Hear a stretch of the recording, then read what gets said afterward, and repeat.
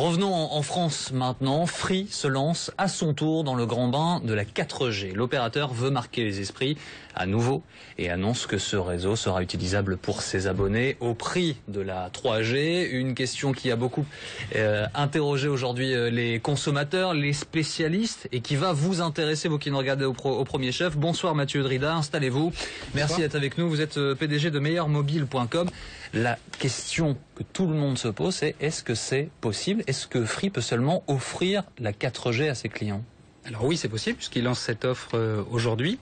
Ce qui est important, c'est de vérifier sur quelle zone est-ce que la 4G est éligible chez Free Mobile. Sur les couvertures de réseau des opérateurs, ça peut être disparate en fonction des villes.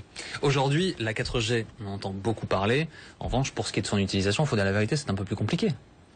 Non. Non, c'est. Vous n'avez pas l'impression qu'on nous dit beaucoup que c'est formidable, mais qu'on n'a pas du mal à y avoir accès? Alors, quand vous êtes sur une zone qui est couverte, par exemple sur Paris, qui est une ville assez bien couverte par les opérateurs, ça fonctionne très bien. Et si vous avez un smartphone compatible, vous avez des débits qui sont beaucoup plus importants que la 3G. Mais encore une fois, il faut être vraiment dans des conditions optimales d'utilisation. C'est pas couvert partout.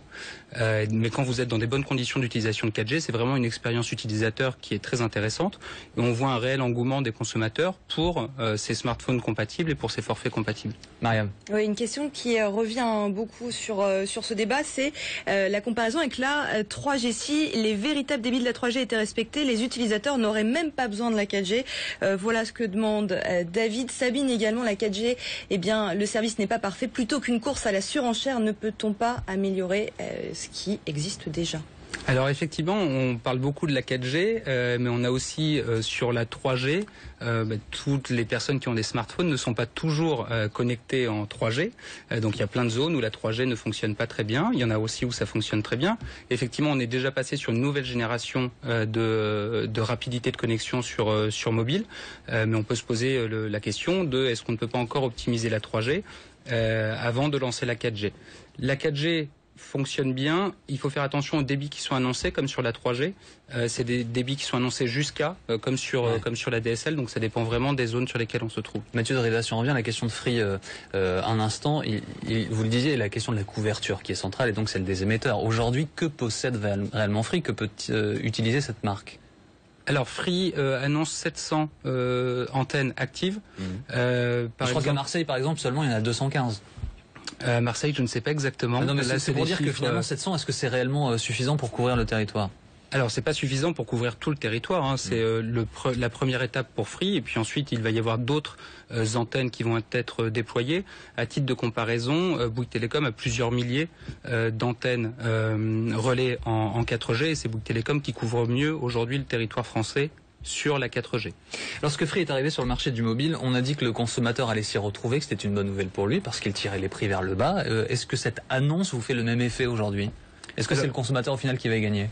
Alors tout à fait, c'est une offre tarifaire qui est très agressive sur la 4G puisque Free a tenu un de ses engagements qui était de je vais maintenir mes prix et je vous proposerai plus de services. Donc effectivement, les prix des forfaits Free Mobile n'ont pas bougé et vous allez pouvoir avoir de la 4G jusqu'à 20 gigas de data quand vous êtes dans les conditions nécessaires pour le recevoir. Donc c'est bien pour les consommateurs puisqu'on va certainement voir un mouvement tarifaire des autres opérateurs et peut-être une augmentation aussi de la capacité de données Internet sur mobile de la part des autres opérateurs. Donc c'est toujours bien d'avoir de la concurrence sur ce marché. Vous parlez de data justement, il y a une question d'un internaute. À quoi ça sert d'avoir une vitesse élevée si on est limité finalement en data? Alors la vitesse élevée, ça vous permet de pouvoir surfer beaucoup plus rapidement sur votre mobile. Par exemple, si vous regardez une vidéo, vous allez pouvoir télécharger plus de données. Donc la qualité de votre vidéo sur Internet, si vous utilisez YouTube ou Dailymotion, ce sera beaucoup plus rapide, vous aurez moins de délai de latence. Est-ce que c'est forcément uniquement une bonne nouvelle? Je pense aux autres opérateurs. Alors il y a l'aspect consommateur et puis il y a l'aspect d'entreprise aussi. On sait qu'ils ont beaucoup souffert de l'arrivée sur le marché de Free. Est-ce qu'il faut s'attendre aux mêmes conséquences, aux mêmes effets selon vous avec cette annonce 4G? Avec la 4G? Alors, on a déjà des écarts de prix qui sont pas si importants que ça sur la 4G, puisque sur les forfaits sans engagement, Free annonce des forfaits à 20 € quand vous n'êtes pas abonné chez Free, et vous avez des abonnements 4G aux alentours de 30 € qui existent déjà. Donc on va certainement avoir un ajustement tarifaire, mais ce sera certainement pas dans les mêmes proportions jusqu'à l'arrivée de Free sur le marché avec son offre à 2 € notamment l'année dernière. Faut y aller ou pas à la 4G alors, Mathieu Drida? La 4G, il faut y aller si vous vous assurez d'être dans les bonnes conditions de couverture. Ça, vous pouvez vérifier, c'est important pour les consommateurs. Les cartes couverture réseau des opérateurs, vous allez sur le site de Orange, de Bouygues, de SFR, de Free et vous pouvez vérifier avec votre adresse si oui ou non vous captez la 4G ou la 3G. Merci Mathieu Drida, meilleurmobile.com, c'est votre site internet. Regardez Mariam aussi cette petite image.